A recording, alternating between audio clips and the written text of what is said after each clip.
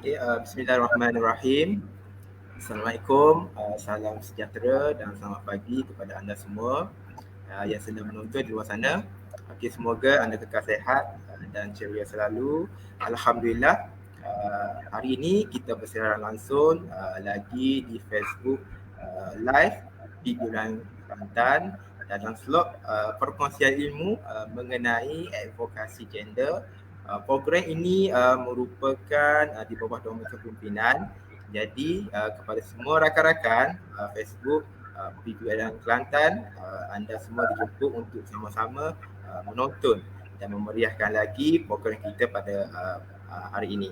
Okey, baiklah, kepada semua penonton, jangan lupa untuk terus tekan butang like dan share serta tag rakan-rakan anda yang lain supaya perkongsian kita pada hari ini dapat dipanjangkan lagi dan memberi manfaat kepada rakan-rakan yang lain. Dan hari ini anda bersama saya Muhammad Farid, wakil daripada Pejabat Pembangunan Wanita Negeri Kelantan, selaku hos program pada hari pagi ini. Dan hari ini sesi perkongsian kita mengenai topik perbezaan gender dalam kepimpinan. Teruja saya ingin memperkenalkan penceramah kita pada hari ini. Ia merupakan seorang pengarah di bawah syarikat DKSS Digital Solution Sdn Bhd, Dr. Hazaimatul Shimasbari. Assalamualaikum Dr. Apa khabar? Waalaikumsalam warahmatullahi wabarakatuh. Terima kasih Dr. Farid. Sihat? Alhamdulillah. Semua sihat ke? Alhamdulillah. Kita semua kesihatan yang baik, InsyaAllah. Terima kasih Doktor menerima jemputan kami. Sebelum saya serahkan kepada Dr. Hazaimatul Shimasbari, ingin saya maklumkan kepada semua penonton untuk terus kekal setia hingga ke akhir siaran, kerana di penghujung sesi nanti kita akan kongsikan link pendaftaran untuk pemberian ECJ. Dan sekiranya anda mempunyai sebarang persoalan mengenai topik kita pada hari ini, anda perlukan kongsikan di ruangan komen dan kita akan paparkan serta bacakan soalan anda pada sesi Q&A di akhir program nanti. Tanpa melengahkan masa, saya serahkan kepada Dr. Hazaimatul Shimasbari untuk menyampaikan perkongsian dia. Silakan Dr. Terima kasih Farid dan Assalamualaikum warahmatullahi wabarakatuh semua. Ramai betul yang hadir pagi ini. Terima kasih kerana hadir dan sudi mendengar perkongsian saya insyaAllah pada pagi ini. Assalamualaikum, selamat pagi semua. Okey, jadi pada pagi ini mula-mulalah saya nak mengucapkan terima kasih kepada Pejabat Pembangunan Wanita Negeri Kelantan kerana menjemput saya. Sebenarnya saya rasa lebih ramai lagi wanita di luar sana yang lebih layak daripada saya, tapi saya rasa sangat honoured ya kerana sudi menjemput saya untuk berkongsi apa yang saya tahu tentang kepimpinan dan wanita dalam kepimpinan. Okey, kita mulakan bengkel kita. Saya perkenalkan diri saya serba sedikit dulu. Okey, nama saya Shima, Dr. Shima, dan saya seperti kebanyakan wanita di sini ialah seorang isteri, seorang ibu, seorang anak sulung, kakak kepada adik-beradik yang ramai, 5 orang adik saya, dan juga seorang usahawan. Jadi anda mesti tertanya-tanya, siapa Dr. Shima ni? Dia pemimpin politik ke? Nak bagi ceramah tentang kepimpinan? Saya bukan pemimpin politik tak ada kena-mengena langsung. Jadi saya nak jawab soalan saya sendiri. Saya tidak pernah menjadi seorang pemimpin dari segi politik, tapi saya adalah pemimpin untuk anak-anak saya sebagai seorang ibu. Saya juga adalah seorang anak sulung, jadi saya adalah pemimpin kepada adik-adik saya. Semasa saya makan gaji dulu, saya adalah seorang pensyarah, jadi saya adalah pemimpin kepada anak-anak murid saya. Saya juga pernah menjadi program koordinator, maknanya di Universiti Awam dipanggil ketua jabatan. Jadi saya telah menjadi ketua jabatan selama 6 tahun, jadi saya adalah pemimpin kepada program itu di universiti saya. Dalam keluarga kita, yang memimpin kita ialah suami kita, betul kan? Tapi saya juga pernah menjadi seorang ibu tunggal selama beberapa tahun, jadi masa itu saya juga adalah pemimpin keluarga saya. Jadi saya rasa benda ni will connect dengan ramai anda di luar sana kan. Maknanya walaupun tajuk ni sangat besar, peranan wanita sebagai pemimpin, tapi saya percaya di luar sana kita semua mempunyai, kita semua hold this responsibility untuk memimpin. Betul tak? Jadi talk ni, perkongsian ni akan relate kepada semua orang, bukan saja orang yang mempunyai jawatan yang tinggi, tak ada. Kita semua merupakan pemimpin in one way or another, betul tak? Jadi sekarang ni saya membuka syarikat saya sendiri dan saya jadi pengarah, jadi saya memimpin pekerja-pekerja saya juga. So itu adalah mukadimah lah, ya. Okay. Okay, before kita go into wanita sebagai pemimpin, kita nak fikir dulu sebenarnya apakah yang membuat seorang pemimpin itu begitu hebat, sehinggakan mereka dikenali across the world, di seluruh dunia dan di sepanjang zaman. Apa yang membuatkan seorang pemimpin itu sangat hebat? Jadi saya nak anda ambil nafas pagi ni, kita tarik nafas dan kita fikir pemimpin-pemimpin hebat yang di dunia ni, dan saya dekat sini ada beberapa, saya letak secara rawak random beberapa pemimpin yang dikenali oleh semua orang dalam dunia ini. Dan kalau kita tengok dalam saya punya senarai ni, tak semua pemimpin yang baik, ada pemimpin yang jahat juga kan. Tetapi apa yang membuat mereka ini pemimpin yang sangat hebat? Maknanya walaupun dia pemimpin yang tidak baik, dia membunuh ramai orang dan sebagainya, apa yang membuat dia begitu hebat, dikenali, diikuti, ditakuti, disegani? Cuba kita fikir betul-betul. Okay, ada siapa-siapa nak bagi jawapan tak? Apa yang membuat seorang pemimpin itu begitu hebat? Siapa yang boleh jawab soalan ni dengan betul? Sebab kita nampak semua pemimpin yang hebat ada sifat ni. Ada siapa-siapa nak cuba tak? Ramai pagi ni. Cuba kita fikirkan tentang pemimpin-pemimpin hebat yang kita pernah kenali. Apa yang membuat mereka begitu hebat? Kalau ada yang pernah hadir saya punya bengkel kepimpinan sebelum ni, sebab saya pernah buat untuk PPWN Kelantan, mereka tahu jawapannya. Ada siapa-siapa nak cuba? Cuba fikir. Keyakinan, karakter. Good answer. Farhatun kata keyakinan, karakter. Lagi apa?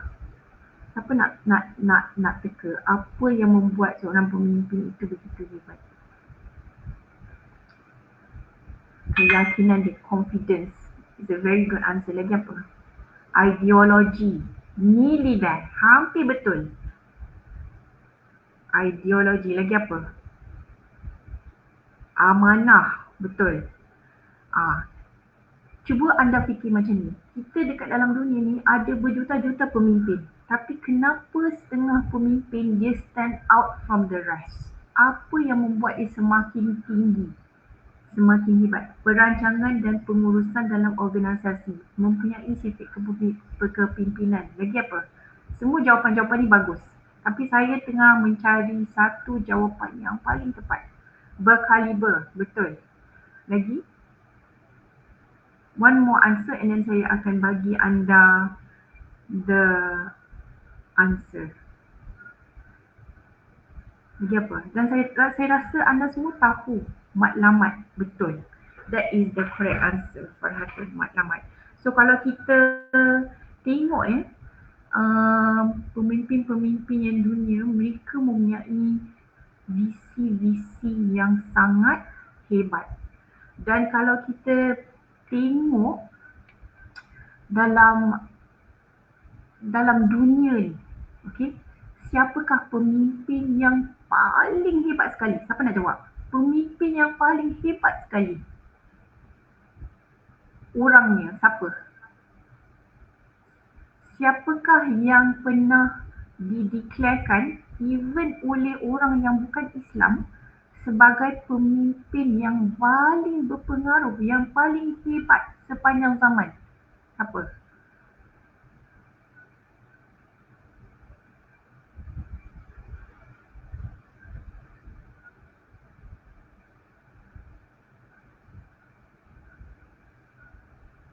Siapa boleh jawab? Betul, Farhatun. Nabi Muhammad SAW. Dan kalau kita tengoklah pemimpin-pemimpin hebat di seluruh dunia di sepanjang zaman, mereka ini mempunyai visi-visi yang sangat hebat. Visi-visi yang sangat hebat bermaksud kalau kita tengok orang yang paling berpengaruh di dunia diakui oleh semua orang, bukan orang Islam saja, tetapi Nabi Muhammad SAW dia punya visi ialah untuk kejayaan umat ni di dunia dan di akhirat. Nampak tak? Jauh melangkau, bukan saja kejayaan di dunia tetapi juga kejayaan di akhirat. Jadi sebagai seorang pemimpin untuk anak kita, untuk adik-adik kita, untuk keluarga kita, untuk pekerja kita, untuk perniagaan kita, kita mesti ada satu visi dan kita mesti bergerak ke arah visi itu. Maknanya kita kena ada tetapkan apa yang kita ingin capai. Jadi kalau kita tengoklah semua pemimpin-pemimpin yang hebat di dunia ni, mereka mempunyai visi yang sangat hebat dan mereka berusaha untuk mencapai visi tersebut. Jadi sekarang ni saya nak anda semua fikirkan apakah visi anda. Letakkan diri anda di satu kedudukan sebagai ketua, tak kisahlah ketua di pejabat ke, ketua di rumah ke, ketua di dalam keluarga ke, dan tetapkan visi anda. Sebab saya nak tengok, sebab bila kita tetapkan visi anda, kita ada arah tujuan dalam hidup kita. Okey. Sekarang ni bila kita tetapkan visi kita, satu perkara yang sangat penting ialah kita tak boleh selfish. Kita tak boleh fikir diri kita sendiri je. Kalau kita fikir diri kita sendiri je, bermakna kita bukanlah pemimpin. Betul tak? Kita kena fikirkan satu visi yang merangkumi semua orang. Barulah kita menjadi pemimpin yang hebat. Bukannya kita punya visi ialah nak cepat kaya supaya aku hidup senang. Tak ada. Visi kita mestilah merangkumi semua orang di bawah jagaan kita yang kita memimpin. Jadi cuba kat sini saya nak anda sharekan. Kalau tak ada visi lagi boleh tetapkan sekarang. Apakah visi anda untuk menjadi seorang pemimpin wanita yang hebat? Kalau anda lelaki pun tak apa, boleh share juga. Mungkin saya ingin, kalau kita nak cakap tu jangan cakap in general terms. Saya ingin menjadi seorang suami yang hebat.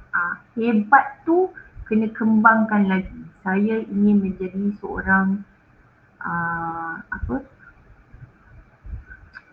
ibu yang membesarkan anak-anak yang berjaya di dunia dan di akhirat dengan mendidik mereka tentang agama, tentang perniagaan dan sebagainya. Macam itulah.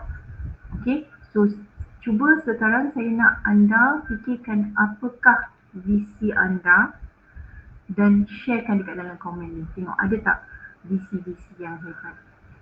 Visi yang jauh, yang jelas, yang memberangsangkan dan menyeluruh. Itulah one of the very important things of being a leader. Kena ada very clear goal yang ingin dicapai. Cuba.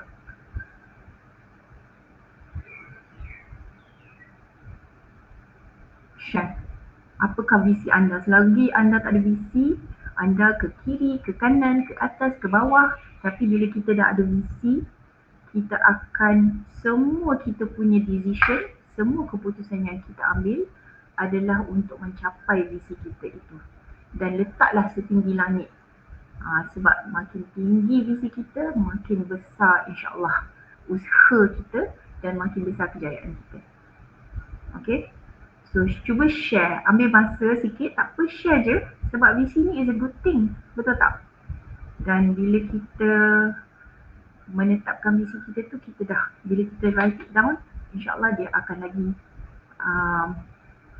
clear dalam kepala kita apa yang kita nak capai. Okay, cuba share. Belum ada lagi yang nak share. Saya nak tengok at least a few visions. Ingat ya? Bila kita ada visi yang jelas, orang di bawah kita pun jelas tentang apa peranan mereka. Tapi kalau kita punya visi tak jelas, kan, orang yang kita memimpin pun tak tahu nak buat apa. Inilah salah satu kepentingan juga. Maknanya kan, semasa saya bagi contoh lah, Nabi Muhammad SAW, dia punya visi sangat jelas sehingga dia boleh menyatu padukan kaum Ansar dan kaum Muhajirin. Perkara yang tidak pernah berlaku sebelum tu. Sebelum tu masa zaman jahiliyah, kaum Quraisy ni berantakan, terbahagi-bahagi. Tetapi bila Nabi Muhammad SAW datang membawa satu message yang jelas, jadi semua orang bersatu. Sama macam Hitler. Walaupun Hitler tu jahat, sebelum Hitler muncul, Germany tu berpecah belah, berpuak-puak. Mereka semuanya tak nak bersatu. Tetapi dengan visi dia hendak menyatukan Germany tu, semua orang get together. So nampak tak? Bila visi kita jelas, orang-orang yang kita pimpin pun jelas dengan apa yang mereka perlu lakukan. Okay? So tak ada siapa yang nak share visi mereka, share lah. Tak payah segan. Okay, so ini yang pertama ya. So nanti bila balik, make sure tulis dalam buku, dalam WhatsApp pada diri sendiri, inilah visi hidup saya. Rohana dah share visi dia. Visi dan misi saya menjadi seorang ibu yang mampu menjadikan anak-anak saya berjaya di dunia dan akhirat, berjaya dalam kehidupan mereka, tiada kebergantungan terhadap ibu bapa, mampu hidup sendiri dengan kejayaan mereka. Terima kasih Rohana kerana berkongsi visi anda sebagai seorang ibu. Seorang ibu ialah pemimpin yang sangat hebat ya. Lepas tu, jadi semua, bila kita dah tetapkan visi kita macam ni, semua decision yang kita buat akan support mereka ke arah ini. Kalau kita nak hantar anak asrama ke, tak nak hantar asrama ke, kita fikir balik visi kita. Adakah semakin dekat dengan visi kita atau tidak? Visi saya ialah meningkatkan kejayaan saya ke peringkat lebih tinggi dalam 2,5 tahun akan datang dengan jelas ya, jelaskan. Sebab ini agak general, so kita tetapkan, kita bagi jelas. Salah satu sifat seorang pemimpin ialah dia sangat clear. Dia tak bagi, dia tak dia tak vague. Bila dia menetapkan, bila dia bercakap tu jelas. Yang Farhatun cakap ni jelas tapi baru separuh jalan. Dia nak meningkatkan kerjaya dia, tetapi dengan cara apa? Apakah yang Farhatun akan lakukan untuk meningkatkan kerjaya ke peringkat yang lebih tinggi? Okay. So bila kita tetapkan visi kita, kita tetapkan also how kita nak mencapai visi kita tu. Okay. Very good. Thank you. Ada siapa-siapa lagi nak share visi? Okay, tak apa. Nanti share je ya, nanti kita baca. Alright. So bila kita setkan visi kita tu, it's good kalau kita remind ourselves selalu. Ya, bagus. Dengan menjadi contoh kepada orang lain. Maknanya kita kena ada peribadi yang mulia, bersifat sabar, berfikiran terbuka, rajin menimba ilmu. Betul tak? Okay, let's move on to our next slide. So ini adalah sifat seorang pemimpin secara amnya.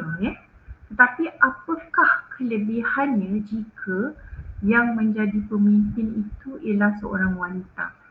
Okay, because wanita ni dia lemah lembut kan. It's well known that perempuan ni is lemah lembut, dia bersifat keibuan. So let's think about bagaimana agaknya perbezaannya antara seorang lelaki dan seorang wanita. First of all, let's look at kekuatan-kekuatan seorang wanita. Of course dari segi fizikal, wanita kalahlah dengan lelaki kan. Lelaki lebih hebat dari segi fizikal, lebih kuat kan, nak angkat barang-barang berat semua. Tetapi apakah, let's look at kelebihan seorang wanita ya. Dan ini semua yang saya listkan ni bukannya saya pandai-pandai fikir malam tadi, tak ada. Ini semua adalah points ya.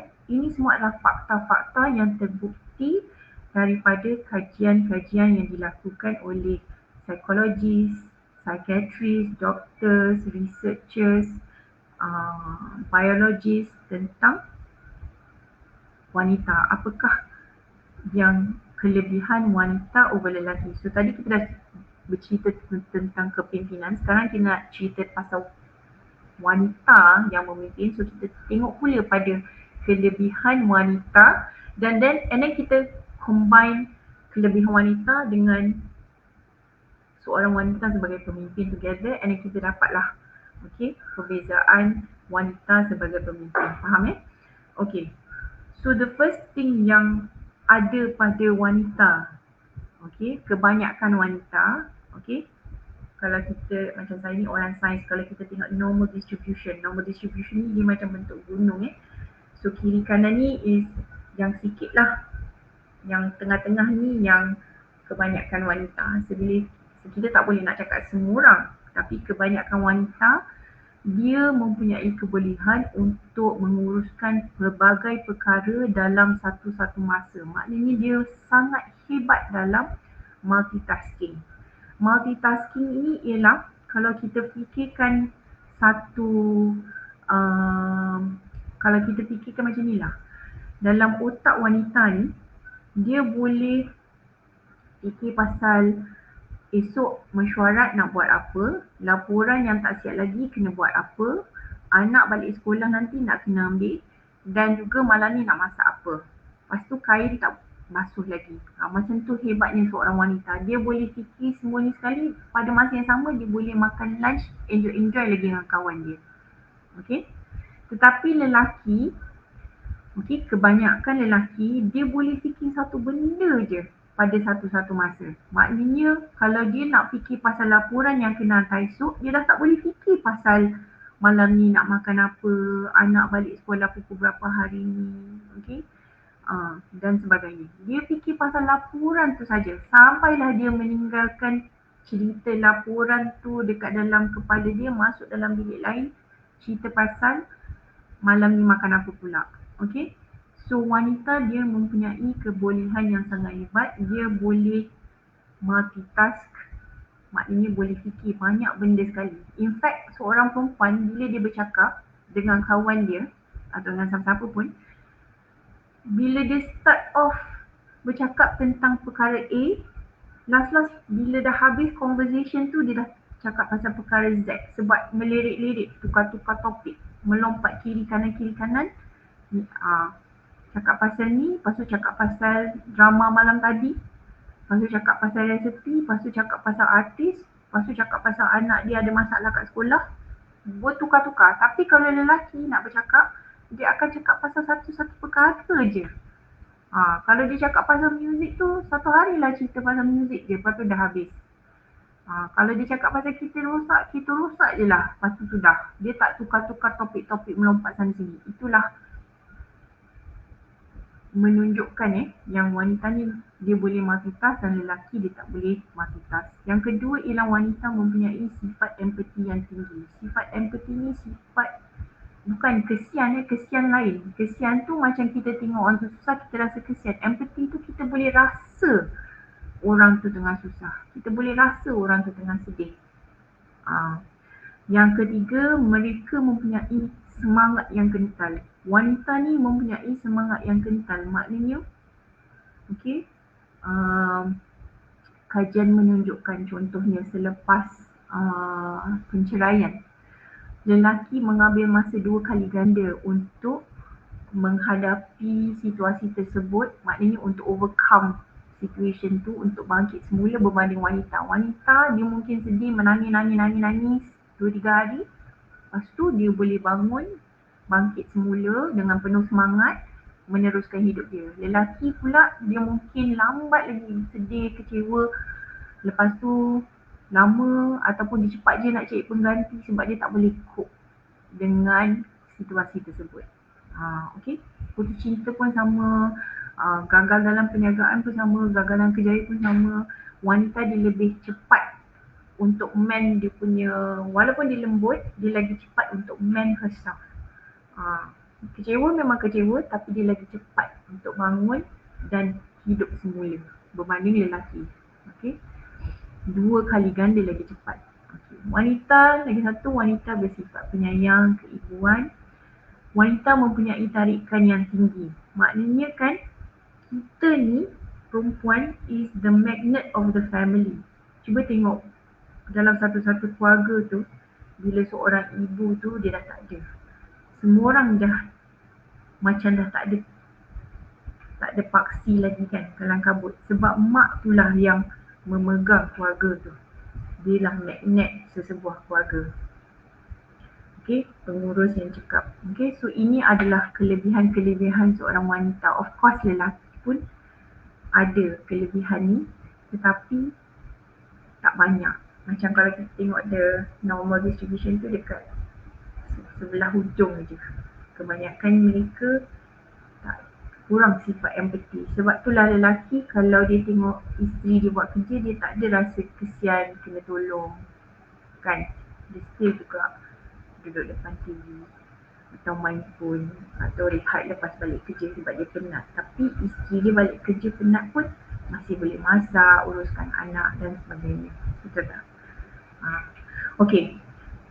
So saya ni seorang saintis kan. Saya punya kajian dulu dalam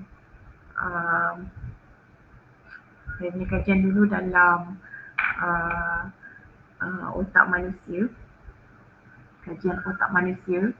Masa tu saya mengukur emosi, sedih, kecewa, gembira. So saya belajar banyak tentang fiziologi otak manusia. Cuba teka, yang mana satu otak wanita, yang mana satu otak lelaki. Dan apa yang anda lihat ni ialah aktiviti-aktiviti yang berlaku di dalam otak semasa orang sedang berfikir. Maknanya bila kita berfikir, otak kita mengeluarkan electrical current tau. Macam electrical current yang dekat dalam lampu tu kan. Bila kita fikir je keluar elektrik. Dia panggil neurons kan. Dia tembak. So otak kita hidup. Jadi aktiviti otak ini ditangkap oleh komputer. Dan kita ada seorang lelaki dan orang perempuan diberi situasi yang sama dan disuruh untuk berfikir. Jadi cuba teka, yang mana satu otak wanita dan yang mana satu otak lelaki. Siapa nak jawab? Ada ke yang mendengar ni? Ramai yang ada ni, tapi ada ke yang mendengar? Yang kiri otak wanita ke lelaki? Itu soalan saya. Yang kanan ni otak wanita ke lelaki?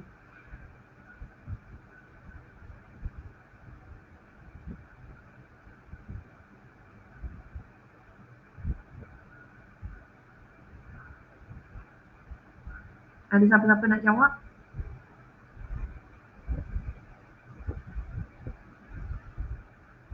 Betul, Nur Azlina betul. Kiri ialah otak wanita, kanan ialah otak lelaki. Dan kalau kita tengok kiri ni,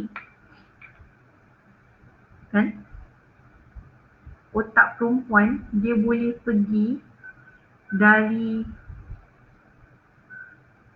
dia boleh bergerak dari otak kanan ke otak kiri suka hati dia je. Maknanya dia boleh rasa sedih, dia boleh rasa rasional, dia boleh rasa happy, dia boleh rasa logical. Tetapi kalau otak lelaki, okey, kalau dia tengah rasa dia tengah rasa rasional, dia tak boleh rasa logical. Dia duduk kat sebelah je sampailah dia nak pergi ke sebelah sana pula. Okey.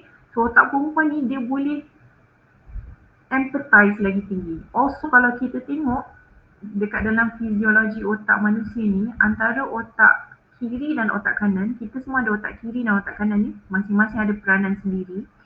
Sebelah tu kreatif, sebelah tu lebih kepada practical, sebelah tu emotional, sebelah tu lebih kepada logical. So kalau kita tengok otak wanita, antara otak kiri dan otak kanan ada banyak jambatan. Maknanya ada banyak neurons. Tetapi otak lelaki dia macam ada gaung kat tengah-tengah tu. Dia tak boleh nak suka-suka melompat kiri kanan. Maknanya kalau dia duduk dekat dalam otak kanan dia tu, otak kanan je lah. Kalau dia nak ke otak kiri tu mengambil effort on his part untuk dia berubah. Okay? Sebab tu lah orang lelaki, orang katalah kalau dalam Islam tu dia yang pegang hak untuk talak. Sebab orang perempuan ni sikit-sikit je nak cerai kan. Tak nak dah kan. Sudahlah kan. Sebab dia boleh melompat kiri kanan. Sebenarnya dia bercakap je. Dia tak minit pun. So dari segi ni memang orang lelaki lebih stabil.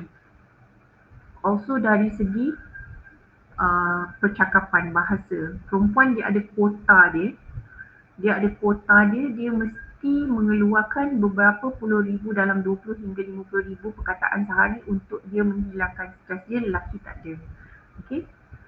Jadi ini adalah, nak kata mungkin yang tu bukan kelebihan lah, tapi ini adalah semua daripada fiziologi.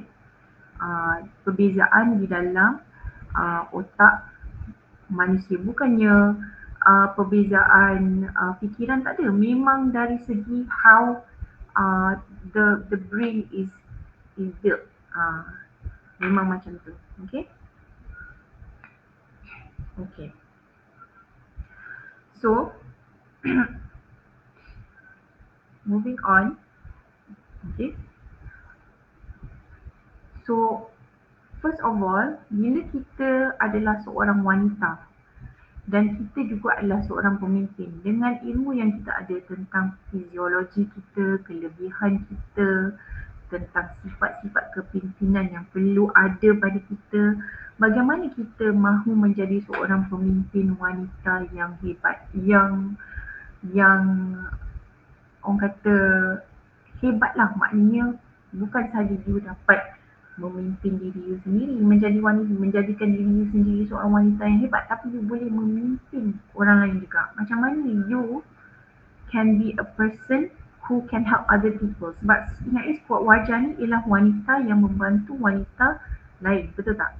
So you sendiri kena menjadi seorang wanita yang stabil. Okay? Yang first sekali untuk anda menjadi seorang wanita yang boleh berjasa insyaAllah kepada orang lain, anda kena letakkan diri anda di tempat utama dalam hidup anda. Okay? Dalam hidup anda, you have to put yourself first. What does that mean? That means is that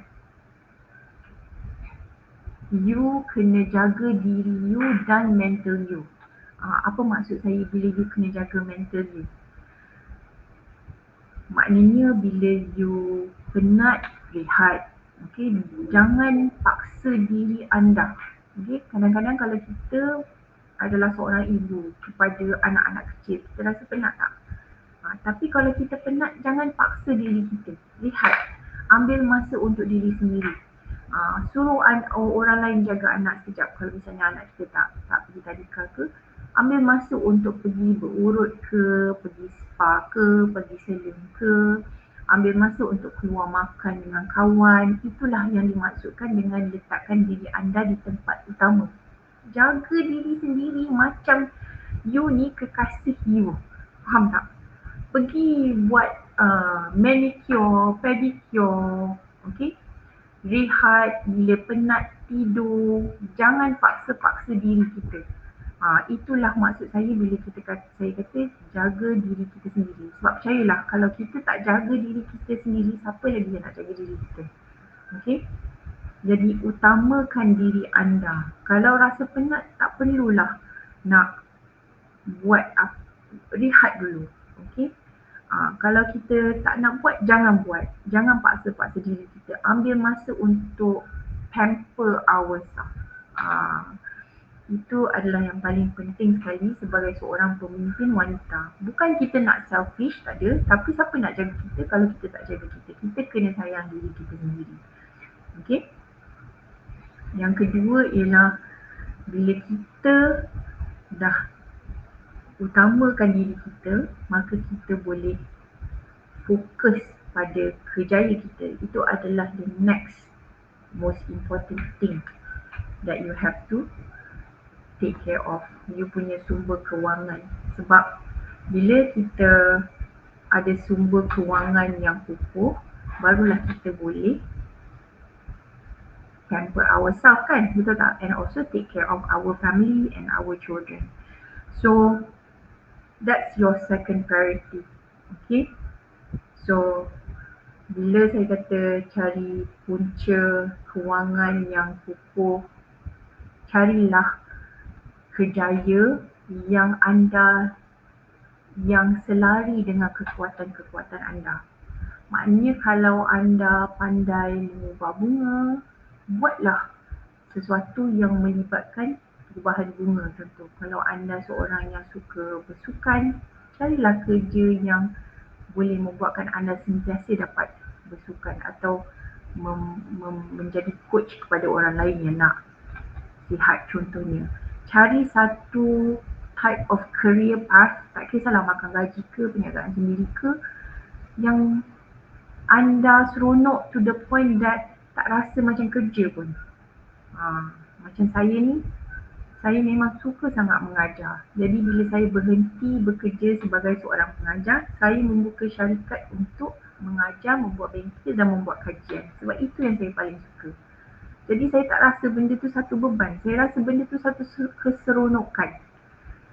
Jadi carilah satu, dan ingatlah ya, memang of course the best career is always in business, betul tak? Kita boleh tentukan masa kita sendiri, kita boleh tentukan masa kita dengan anak-anak, kita boleh cari rezeki mengikut kemampuan kita. Tapi of course inilah yang saya nak cakap, letakkan diri kita di tempat utama, meaning apa yang kita suka buat, apa yang kita seronok buat, okay? Dan jadikan itu kerjaya kita kalau boleh, okay? Dan percayalah, semua ilmu dalam dunia ni boleh dicari, okay? Banyak sangat resources. There is nothing stopping you, okay? Dan Allah bagi semua orang dalam dunia ni, wanita dan lelaki, kelebihan masing-masing. So tap into your strength, see what your strength is, dan follow your heart untuk mencari rezeki. So selepas itu, lepas kita dah letakkan diri kita pertama, kerjaya kita kedua, kita boleh letakkan keluarga kita next. Okay, bila kita boleh jaga diri kita sendiri, barulah kita boleh jaga orang lain. Kalau tidak, macam mana kita nak jaga orang lain, memimpin orang lain kalau kita tak boleh nak jaga diri kita sendiri? Macam mana kita nak membantu wanita lain dalam kesusahan kalau kita sendiri pun mempunyai masalah? Okay? So percayalah, dalam dunia ni semua orang mempunyai masalah dia. Memang kalau bukan masalah kewangan, mungkin masalah kesihatan. Kalau bukan masalah kesihatan, mungkin masalah keluarga. Kalau bukan masalah keluarga, mungkin masalah kereta atau masalah tempat tinggal atau masalah kewangan. Apa-apalah. Tapi percayalah, apa-apa pun masalah yang kita hadapi, kita akan dapat menanganinya jika kita seorang yang stabil mental dan fizikal. Itulah sebabnya kita kena utamakan diri kita. Okey? Dan kalau kita nak membantu orang lain dalam kesusahan, lagilah kita kena kuat. Okey? So, bila kita stabil, kita kuat fizikal dan mental kita, maka secara automatik kita akan dapat menjaga anak-anak kita dengan baik. Kita akan dapat menguruskan rumah tangga kita dengan baik. Kita dapat menguruskan kerja-kerja di office dengan baik. Dapat menguruskan perniagaan kita dengan baik. Okay? Okay, and then bila kita boleh settle family, barulah kita boleh membantu orang di luar keluarga kita. Barulah kita boleh berjasa kepada community kita. Sekejap, slide saya dah lari pula sebab ada lag. Okay. Jadi bila urusan keluarga dah selesai, barulah kita boleh jadi wanita sekuat wajah yang ampuh membantu wanita-wanita di luar sana yang mempunyai masalah keluarga, yang mempunyai masalah kewangan, mangsa banjir, mangsa dera dan sebagainya. Sebab diri kita pun dah okey, settle, kewangan pun dah settle, family kita pun dah settle, barulah kita boleh membantu orang lain. Janganlah kita nak membantu orang lain bila diri kita sendiri pun porak-poranda kehidupan kita. Dan bila kita dah mampu menjaga komuniti kita, okay, barulah kita boleh berjasa kepada dunia pula. Mungkin kita nak pergi Afrika, bagi orang miskin makan, atau nak pergi Palestin, membantu mangsa-mangsa perang dan sebagainya. Kan? Dengan ilmu yang kita ada. Betul? Okay? So, ini adalah benda-benda yang utama yang anda perlu ada untuk menjadi seorang wanita pemimpin ahli sekuat wajah yang hebat. Faham Ada soalan apa-apa? Okay. Sebab dalam kehidupan kita ni, kita akan sentiasa menghadapi ujian hidup. Tetapi kalau kita pandai menjaga diri kita dan ingat rasanya tadi masa mula start sesi ni ada cerita tentang kesihatan mental. Kalau misalnya kita ni perempuan selalu kita perlukan outlet, maknanya kita perlu bercerita kan. Kalau ada yang dapat suami yang rajin mendengar tu, alhamdulillah lah. Selalu dia akan dapat bercerita dengan suami dia, kongsi masalah. Itu sebenarnya bila suami mendengar saja, itu adalah satu terapi yang sangat baik. Tetapi kadang-kadang suami ni dia penat balik kerja, mungkin dia tak nak dengar. Jadi kalau kita bercerita dengan kawan baik kita pun, itu pun dah bagus. Tapi kadang-kadang perempuan ni kadang-kadang kita bila kita have a lot of tanggungjawab dan kita rasa tertekan, mungkin akan menghadapi depression tapi tak perasan yang dia menghadapi depression. Dan satu cara untuk nak tahu jika anda menghadapi depression ialah anda senang sangat nak menangis. Maknanya tengok cerita and bukan nak period. Contohnya tengok cerita sedih je dah menangis teruk. Tengok kucing tepi jalan je dah menangis. Setiap kali solat berdoa je menangis. Itu sebenarnya adalah tanda-tanda depression. So kalau misalnya anda menghadapi depression, kadang-kadang kita rasa takut kena jumpa psikiatris lah dan sebagainya. Tak perlu. Hanya pergi jumpa doktor biasa sahaja. Dia pun boleh bagi ubat untuk membantu anda menghadapinya. Sebab depression ni sebenarnya dia bukanlah kalau dah rasa macam nak bunuh diri, itu memang dah teruk lah. Itu dah memang masalah psikiatri Dan saya cakap ni kadang-kadang kita memang ada rasa murung, sedih kan. benda-benda tu semua adalah perkara biasa dan ada ubat untuknya. Okey, dan kalau misalnya perlukan tapi anda semua mungkin tinggal jauh dari Selangor, sebab saya tinggal di Selangor dan saya mengenali beberapa orang doktor yang boleh membantu untuk maknanya tak perlulah nak buat appointment kat hospital, jumpa pakar, tak, ni GP biasa je yang boleh membantu, memberi nasihat dan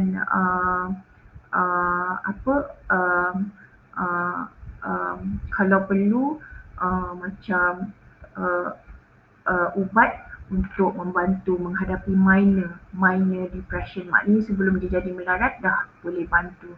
Okey, jadi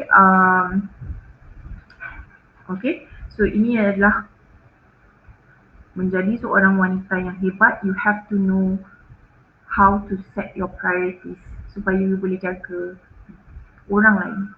Okey, bermula dengan menjaga diri sendiri. Okey, last kali. Okey, dengan 10 minit yang ada ni, sebab program ni adalah di bawah program Sport Wajah, saya just nak sentuh tentang prinsip-prinsip sport wajah. And prinsip-prinsip ni sangat bagus kerana seorang pemimpin mesti ada sifat-sifat ni. And that is, the first is empathy. Empathy is, like saya cakap tadi, meletakkan diri anda di tempat orang tu. Maknanya kita bukan rasa kesian saja, kita merasakan apa yang orang tu rasakan dan kita tak judge dia. Maknanya kita tak kata itulah orang dah kata dah, that's not a good thing. Kita tak boleh cakap macam tu. Kalau orang dah kata jangan buat macam ni, kalau buat macam ni kalau buat macam ni mestilah jadi macam ni, kan. Tak ada. Empathy ni is kita tak judge orang tu, walaupun tindakan dia jelas-jelas salah ataupun tidak bijak, tapi kita tak judge dia sebab kita tak menghadapi hidup dia.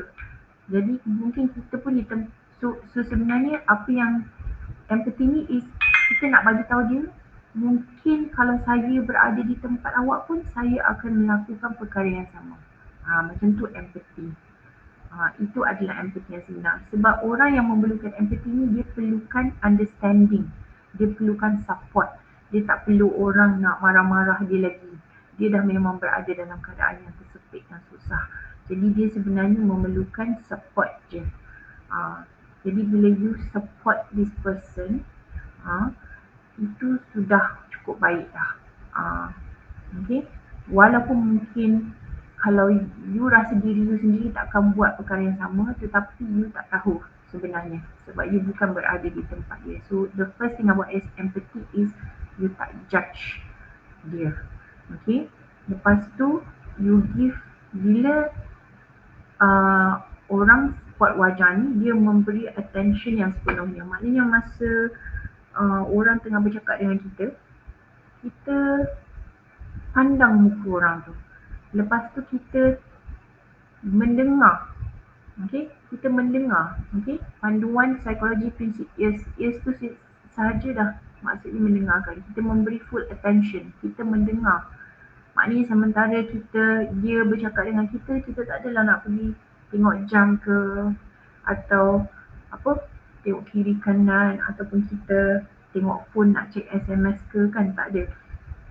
Itu attention tu sangat penting, dan sebenarnya sifat Nabi Muhammad SAW yang sangat mulia is orang sentiasa rasa dihargai oleh baginda kerana bila mereka bercakap dengan dia memberi full attention. Ini adalah satu sifat yang baik. And then yang kedua is respond, maknanya kita help that person di mana boleh lah, kan. Dan yang terakhir ialah sokongan. Like I said tadi, setengah orang dia hanya memerlukan sokongan, dorongan sebab dia do not have this in their life. Respond means to help.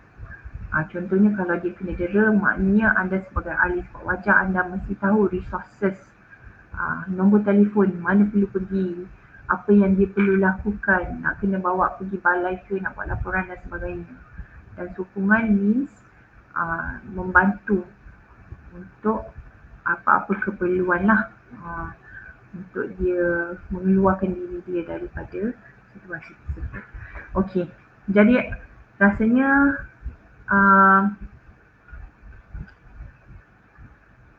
itu saja perkongsian saya untuk pagi ini. Ada apa-apa, ada nak tanya saya soalan apa-apa ke? Boleh tanya?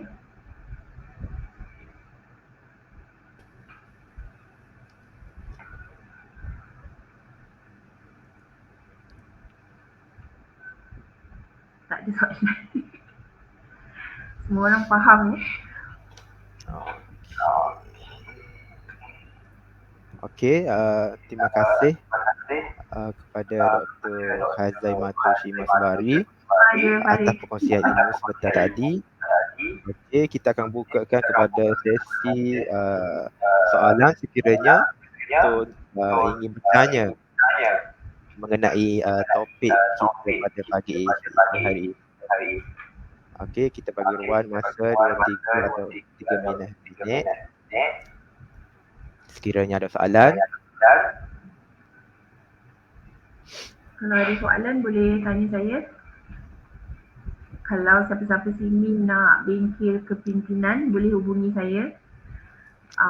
Lagi sebab tadi yang saya cerita tu tadi hanya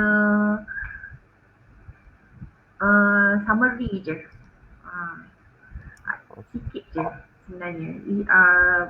Kepimpinan ni dan sebenarnya kita perempuan ni kena kuat lah. Okey, masa dah berubah. Sekarang ni bukan sahaja lelaki saja yang keluar mencari rezeki macam dulu. Perempuan pun dah lebih daripada 50% wanita di Malaysia bekerja dan juga berkeluarga. Jadi kita punya tanggungjawab tu dah double. Dulu kita hanya duduk di rumah saja kan, tapi sekarang ni wanita juga mencari rezeki. Jadi ada perubahan yang sangat ketara kat situ, tetapi pada masa yang sama lelaki pula tak berubah. Maknanya dia still fikir dia seorang je yang kerja dan dia tidak membantu mengurangkan beban isteri dekat rumah. Ini perkara yang sangat biasa. Jadi kita kena pandai nak macam mana cari common ground untuk sama-sama. Benda ni berlaku kat Malaysia je sebab kita ada peningkatan yang ketara. Macam kat overseas di mana wanita dah lama bekerja, lelaki-lelaki dia tahu yang kerja-kerja rumah tu patut dikongsi. Tetapi di Malaysia ni mungkin tak sangat lagi. Okey doktor, kita ada satu soalan daripada Nur Aziah Yusof. Okey, salam doktor. Pada masa kini masih ramai yang berpendapat bahawa wanita tidak berkemampuan untuk menjadi pemimpin. Bagaimana kita dapat menyangkal stereotip tersebut? Apakah peranan kita dalam meningkatkan penglibatan wanita sebagai pemimpin dan pembuat keputusan? Okey, sebenarnya masalah ni bukan dekat Malaysia saja, tetapi di seluruh dunia. Walaupun negara-negara maju, mereka still tak mencapai lagi nisbah 50-50 wanita yang memegang jawatan-jawatan tinggi di syarikat-syarikat Fortune 500 dalam politik, bukannya di Malaysia saja. So, dan saya rasa half of the problem tu bukannya sebab lelaki tak nak bagi, tetapi perempuan ni dia sendiri rasa yang keluarga tu lebih penting sebenarnya daripada dia nak memegang jawatan tinggi. So, tetapi soalan Nur Aziah ni kata bagaimana kita dapat menyangkal stereotip tersebut sebagai wanita yang benar-benar bersemangat untuk melibatkan diri. There is no stopping you. Sekarang ni saya rasa semua orang berfikiran terbuka untuk menerima pemimpin perempuan. Kalau you benar-benar ingin menjadi seorang wanita yang ke depan, okay, saya rasa banyak resources dan sokongan yang you akan terima di zaman sekarang.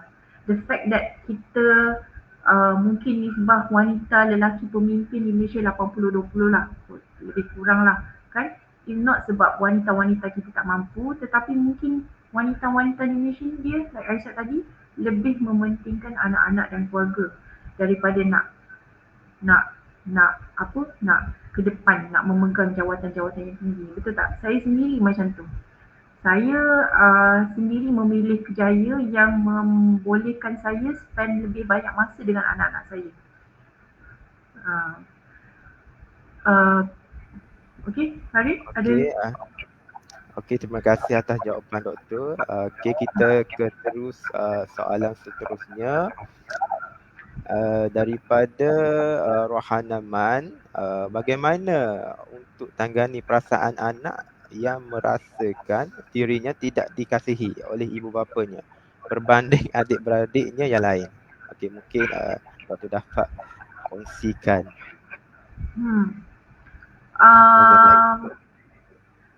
Ini anak umur berapa? Sebab saya rasa ini saya tak rasa saya layak untuk menjawab soalan ni. Saya bukannya pakar kanak-kanak. Cuma saya rasa anak-anak ni kalau mereka masih kecil, kita selalu peluk dia, cium dia dan bagi kata-kata semangat. Especially kalau dia telah achieve something, especially anak lelaki.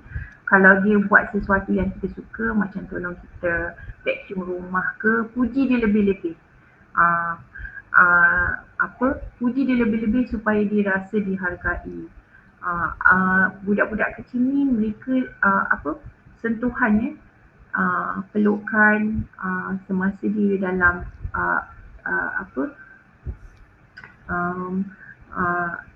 sedang membesar kan, especially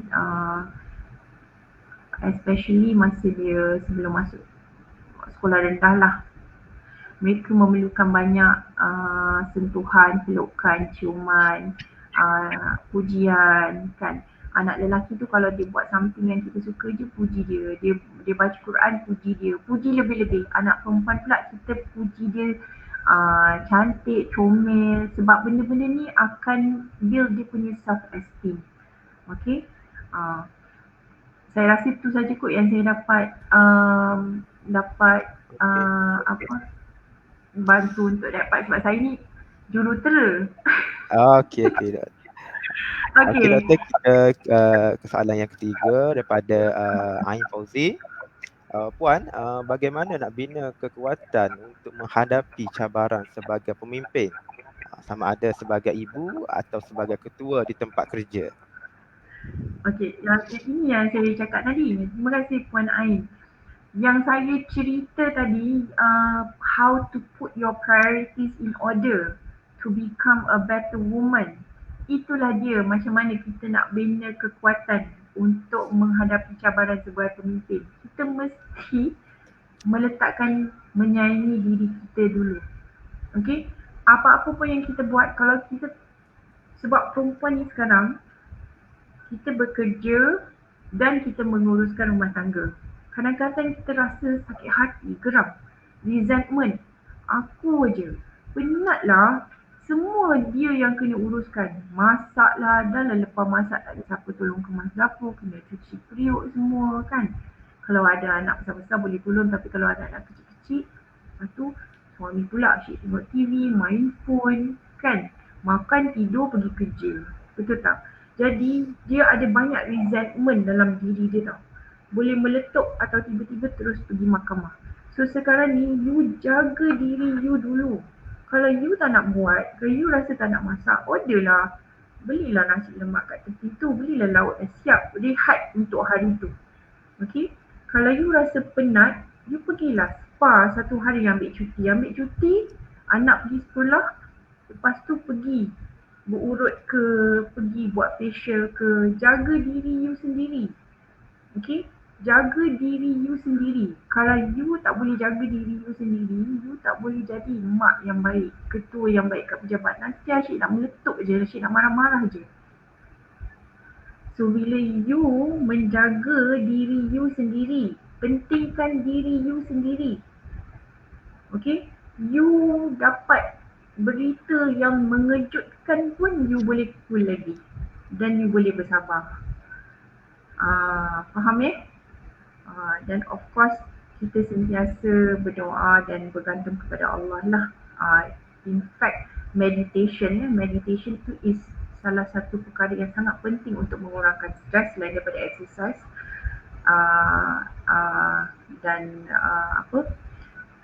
Exercise, pergi duduk tepi sungai, tengok laut, itu semua akan harmonize badan kita dengan alam yang membuat kita hilangkan stres. Tapi meditation adalah salah satu cara yang terbaik. Okey, apa lagi? Ada soalan lain? Daripada mungkin ni soalan terakhir daripada Anis Zaleka. Salam doktor. Apa pandangan doktor dalam meningkatkan kepercayaan dalam diri seseorang yang selalu tidak percaya pada diri sendiri sedangkan orang lain percaya bahawa dia boleh menjadi pemimpin?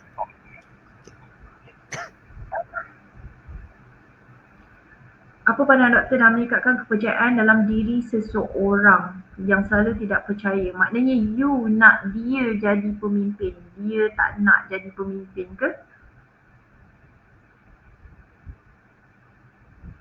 Okay, itu adalah dia sendiri yang kena ubah fikiran dia sendiri. Kita manusia ni, percayalah, orang nasihatkan kita macam mana pun, dia takkan load kalau kita sendiri tak nak nasihatkan diri kita sendiri. Itulah yang I cakap tadi, kita kena jaga diri kita sendiri. Tahu tak kadang-kadang pernah tak orang nasihatkan kita, kita dengar-dengar angguk-angguk, tapi satu hari kita rasa, aku dah tahu dah apa yang aku perlu buat. Kita tiba-tiba dapat ilham. Kononnya ilham, padahal orang dari dulu lagi cakap benda yang sama. Orang dah nasihatkan kita banyak kali dah. Tiba-tiba kita dapat ilham. Seolah-olah benda tu datang dari diri kita sendiri. Faham tak?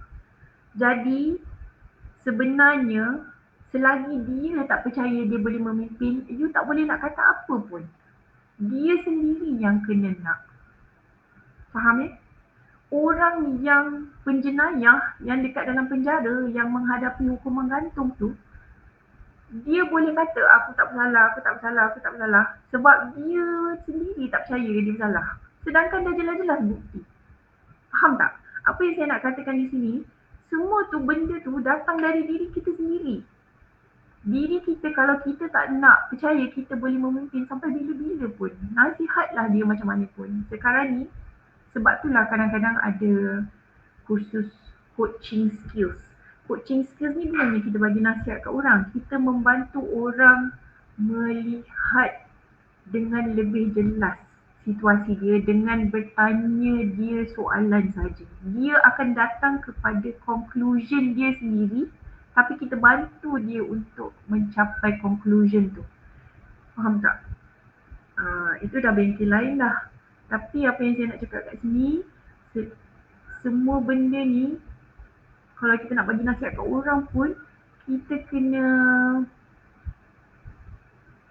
kena pandai supaya dia sendiri yang come to that conclusion. Bukan kita yang bagi kat dia nasihat free-free, tak ada. Dia sendiri yang kena tiba-tiba kata, oh aku dah tahu dah, betul lah apa yang kau cakap. Dia sendiri yang kena tahu. Okay. Okay. Dah ke? Dah ada soalan lagi? Ada satu soalan lagi. Hamidah. Okay. Hamidah kata, saya ada anak kembar. Bagaimana nak menunjukkan saya sebagai ibu berlaku adil antara keduanya? Perasaan cemburu antara keduanya kadang-kadang amat ketara. Okay. Saya rasa cemburu antara anak-anak tu memang kita kena pandai menangani lah. Ya. Saya rasa yang tu memang saya tak pandai nak jawab sangat. Saya ni berlatar belakangkan kejuruteraan elektronik lagi. Tapi dengan anak-anak saya pastikan yang saya berlaku adil lah antara kedua-duanya. Anak saya bukan kembar, seorang 7 tahun, seorang 4 tahun, tapi memang kita kena pandai-pandai lah nak jangan pilih kasih antara kedua-duanya, kena sentiasa adil. Jadi ada apa-apa lagi soalan Farid? Okey, kita dah tak ada soalan dah.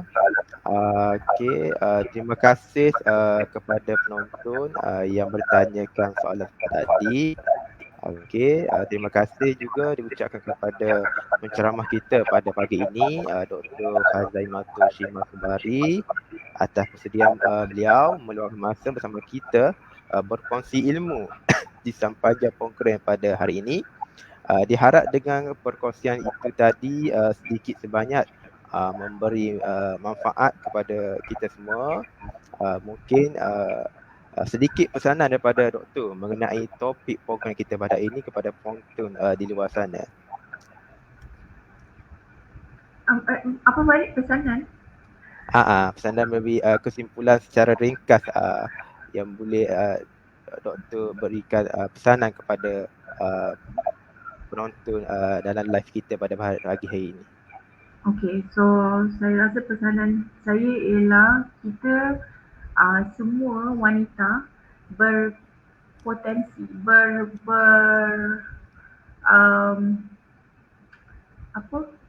kita semua ada potential untuk menjadi pemimpin yang sangat hebat kepada paling kurang pun kepada anak-anak kita. Okay, dan kita semua mampu untuk mencapai apa saja yang kita nak. Kita semua mampu. Okay, dan saya nak pesan kepada semua wanita, jaga diri kita, sayangi diri kita, dan insya-Allah kita mempunyai kasih sayang yang banyak untuk orang lain. Okey, terima kasih doktor atas pesanan yang diberi. Okey, baiklah, slot perkongsian ilmu kita pada hari ini telah pun berada di penghujung siaran dan saya memohon maaf jika terdapat sebarang kekurangan semasa mengendalikan program kita tadi. Dan untuk pendaftaran kami telah kongsikan di ruangan komen live ini. Okey, terima kasih kerana sedia menonton program hari ini hingga ke penghujung sesi, dan semoga kita berjumpa lagi di lain-lain siaran. Sekian daripada saya. Assalamualaikum. Bye. Assalamualaikum. Terima kasih semua. Salam.